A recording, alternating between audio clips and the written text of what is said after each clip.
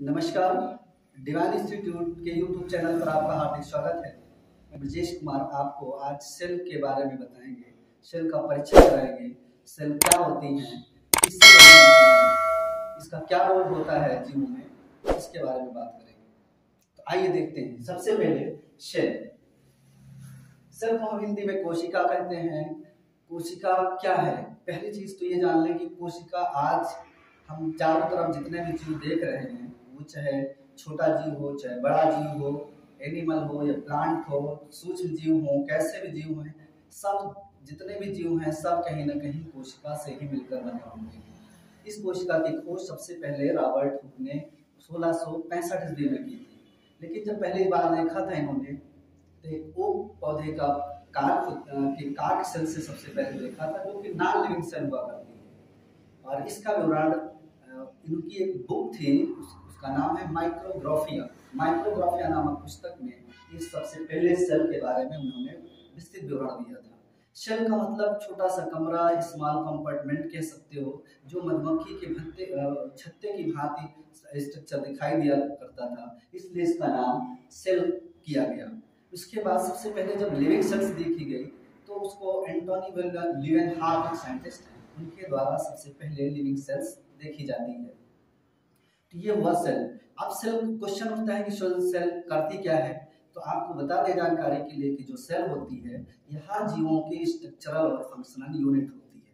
यानी जीवों की बेसिक स्ट्रक्चरल और फंक्शनल यूनिट होती है, स्मॉलेस्ट यूनिट होती है। ये ऐसी छोटी सी यूनिट जो सब वाइटल एक्टिविटीज करने के लिए समर्थ होती है। यानी जीवों की जो जितनी भी जैविक क्रियाएं होती हैं वो एक सेल से ही कर सकती है। सेल के अंदर वो सारे वाइटल एक्टिविटीज करने की सामर्थ्य होती है जो एक कंप्लीट जीव में भी होती है।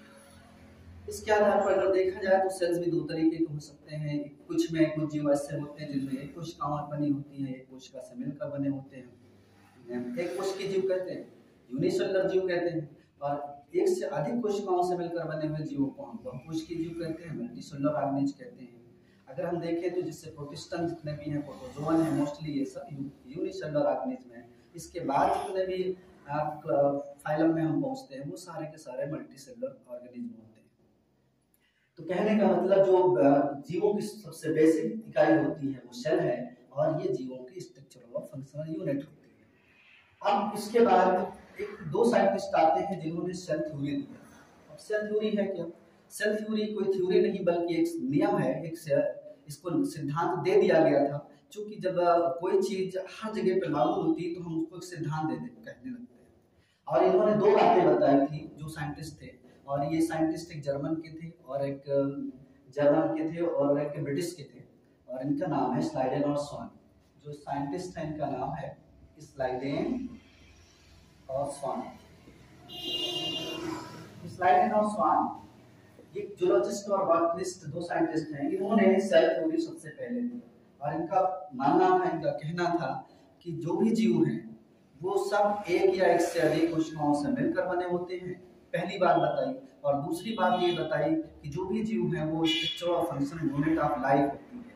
तो ये दोनों के कारण ही इसको ये देखा गया कि ये जो दो बातें, एक तो स्ट्रक्चरल और फंक्शनल यूनिट ऑफ लाइफ, दूसरी कि वन और मोर सेल्स से ही जीव बने होते हैं, एक या एक से अधिक कोशिकाओं से ही बने होते हैं।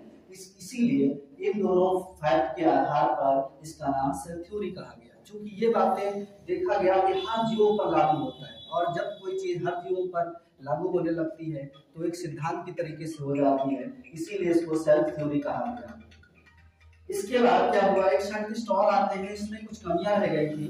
वो ये नहीं बता पाया कि जो ये हर जीवों की इकाई कोशिका होती है आती कहाँ से है, बनती कहाँ से है। इसके लिए बाद में दूसरे साइंटिस्ट आते थे, उनका नाम है आर वेटो एक साइंटिस्ट हैं। उन्होंने ये बताया, मॉडर्न सेल का कॉन्सेप्ट दिया और बताया कि पहले से उपस्थित किसी सेल्स के जरिए ही दूसरी सेल्स का या नई सेल्स का फॉर्मेशन होता है। और ये जब ये तीसरी बात भी आ जाती है, इसमें सम्मिलित हो जाती है, तो इसी के आधार पर इसको मॉडर्न सेल थ्योरी कहने लगते हैं। और इसी को दूसरी भाषा में हम ओमनीसेलुला भी कहते हैं। यानी एक कोशिका पहले से उपस्थित किसी कोशिका से ही बनती है, इसी बात को हम कॉम्प्लेक्स सेलुलर सेंटर कहते हैं। और ये बात किसने बताई थी? आर लैकोब ने बताई। यही मॉडर्न सेल थ्योरी कहलाती है। कहने का मतलब अब ये जो तीन बातें हो गई, ये तीनों बातें ही सेल थ्योरी के पूरी तरीके से मॉडर्न सेल थ्योरी के रूप में जानी जाती है। पहली बात कि सारे जीवों का निर्माण एक या एक से अधिक कोशिकाओं से हुआ होगा। दूसरा, जो कोशिका है वो स्ट्रक्चरल और फंक्शनल यूनिट है जीवन की। और तीसरी बात हो गई कि पहले से उपस्थित सेल से ही नई सेल कोशिका का निर्माण होता है। और जब देखा गया चारों तरफ, हम आंख उठाकर देखते हैं तो जितने भी जीव हैं हम कहीं ना कहीं ये तीनों बातें सब जीवों पर लागू होती है। वो छोटा जीव हो चाहे बड़ा जीव हो, चाहे एनिमल हो चाहे प्लांट हो, इस वजह से हम कह सकते हैं कि सेल थ्योरी है। अब इसमें एक एक्सेप्शन आता है। ये नियम जो सेल थ्योरी का सिद्धांत है, ये एक जगह पे लागू नहीं होता। वो खाली कहाँ पे नहीं लागू होता, उसको ध्यान रखने की जरूरत है। और वो है वायरस।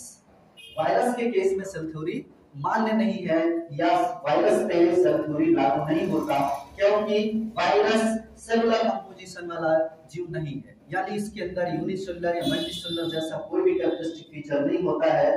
वायरस ना तो लिविंग है ना तो नॉन लिविंग है। और अगर दूसरे सेंस में कहें तो ये लिविंग्स भी है और नॉन लिविंग्स भी है। इसलिए इसको हम दूसरे शब्दों में कहते हैं कि virus is a connecting link between livings and non livings. और इसी नॉन सेलुलर के कारण ही हम इस पे क्या कहते हैं कि सेल थ्योरी इस पे लागू नहीं होती है। सेल थ्योरी का लागू किस पे नहीं होती, ये मुझे ध्यान रखना है। इस पे नहीं लागू होती, वायरस के केस में लागू नहीं होती, और हर जगह पर सेल थ्योरी लागू होती है। कोशिका की बात कर रहे हैं। कोशिका एक लिविंग स्ट्रक्चरल फंक्शनल यूनिट है, लेकिन इसका फॉर्मेशन अगर देखा जाए तो नॉन लिविंग से ही हुआ करता है। जैसे सेल कैसे बना होगा, इसके पहले शुरुआत करते हैं किसी भी चीज की तो एटम आता है सबसे पहले, जो कि एक जिसको परमाणु कहते हो। और परमाणु का फॉर्मेशन कहीं इलेक्ट्रॉन, प्रोटॉन और न्यूट्रॉन, इन तीन चीजों से मिलकर के हुआ करता है। बहुत सारे एटम्स आपस में मिलकर के मॉलिक्यूल बना लेते हैं, और बहुत सारे मॉलिक्यूल मिलकर के ऑर्गेनिक और इनऑर्गेनिक कंपाउंड बना लेते हैं। इसके बाद यही कंपाउंड आके बढ़ करके क्या बनाते हैं, बायोमॉलिक्यूल्स के रूप में आ जाते हैं। और ये बायोमॉलिक्यूल आपस में मिलकर के कोशिका अंगक बनाते हैं, और बहुत सारे सेल ऑर्गेनल्स मिलकर के एक सेल का फॉर्मेशन करती हैं। इस तरीके से देखें तो सेल के अंदर बहुत सारे सेल ऑर्गेनल्स होते हैं, और बहुत सेल ऑर्गेनल्स बहुत सारे बायोमॉलिक्यूल्स से मिलकर बने होते हैं।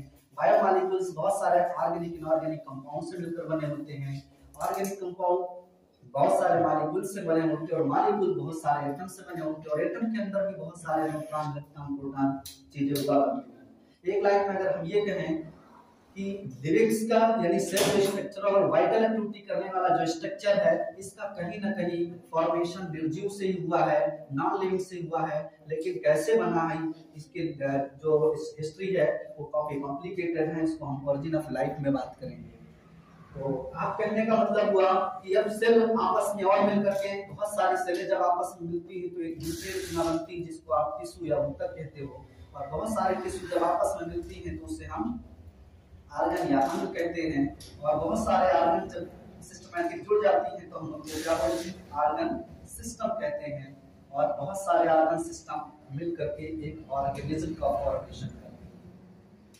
ऑर्गेनिज्म जिसको हम स्पीशीज भी कहते हैं, जिसको हम कॉमनली आप जीव समझ सकते हो। न्यूली जीव को हम ऑर्गेनिज्म या स्पीशीज कह सकते हैं। उस पर्टिकुलर स्पीशीज का फॉर्मेशन हो जाता है। इस तरीके से जीव का निर्माण होता है। और इस जीव के निर्माण की जो सबसे बेसिक यूनिट होती है, जिसमें वाइटल एक्टिविटीज होती है, जिसमें जैविक क्रियाएं संभव है, उसी को ही हम कोशिका कहते हैं, जिसको रॉबर्ट ने डिस्कवर किया था 1665 में, जिसकी हमने अभी तक चर्चा की।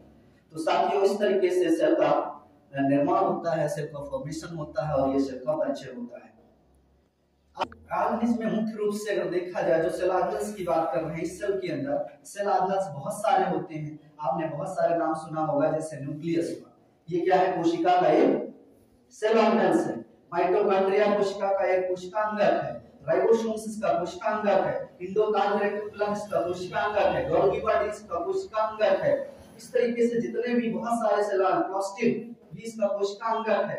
इस तरीके से जितने भी आप इसके अंदर सेल ऑर्गन्स पा रहे हो वो सारे के सारे मिलकर के सेल का फॉर्मेशन करते हैं और यही बाद में बढ़ते इस तरीके से कंप्लीट जीव का फॉर्मेशन करता है। अब इस ऑर्गेनिज्म को जो सबसे महत्वपूर्ण बात होती है कि सेल के अंदर सबसे महत्वपूर्ण सेल ऑर्गेनल्स कौन होता है और उसको हम बोलते हैं न्यूक्लियस।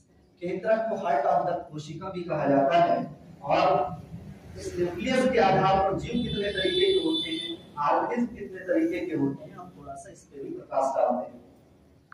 ऑर्गेनिज्म का मतलब जीव है, यहाँ पे ध्यान रखना। स्पीशीज भी इसी को कहा जा रहा है और स्पीशीज का फॉर्मेशन एक सेल से कैसे हुआ है वो हमने आपको बता दिया। न्यूक्लियस के आधार पर जो जीव हैं उनको हम 3 कैटेगरी में डिवाइड कर देते हैं।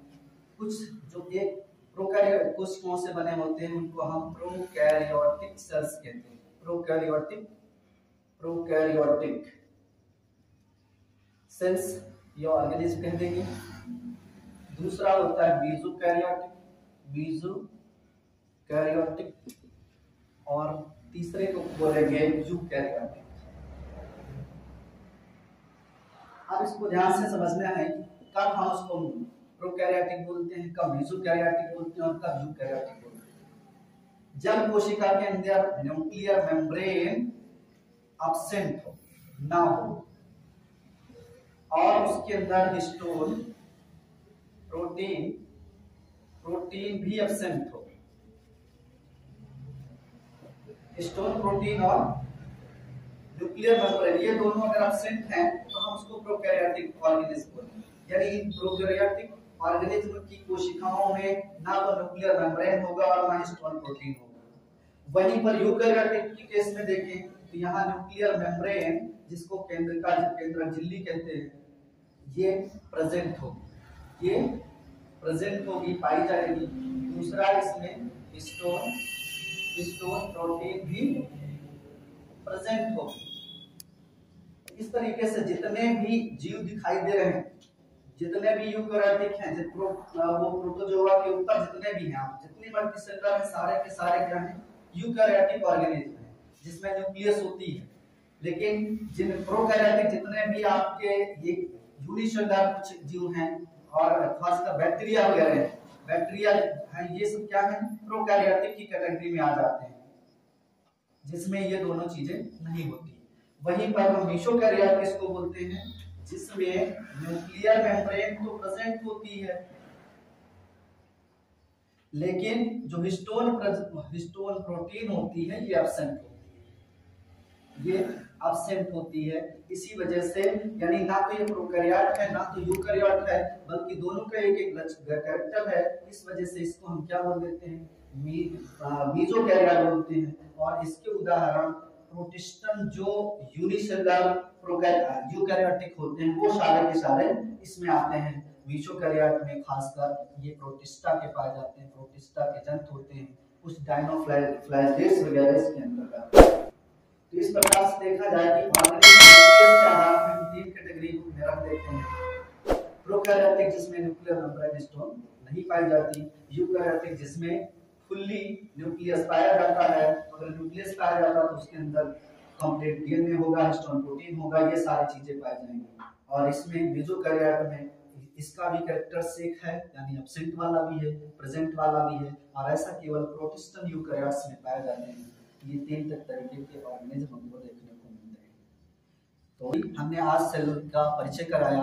अगले वीडियो में हम इसके आगे आपको बताएंगे आज मोटा सेल क्या है, सेल सिद्धांत क्या है और ऑर्गेनिज्म कितने टाइप्स के होते हैं, इनका फॉर्मेशन कैसे होता है और दुनिया में जितने भी जीव बने हुए हैं कुल मिलाकर के सेल से ही बने हुए हैं। और उस सेल को हमें विस्तृत जानकारी करना है। अभी सेल के अंदर कितने सेल ऑर्गेनल्स, उनके फंक्शन क्या है, वाइटल एक्टिविटीज क्या है, हम एक एक करके पूरा डिटेल करेंगे।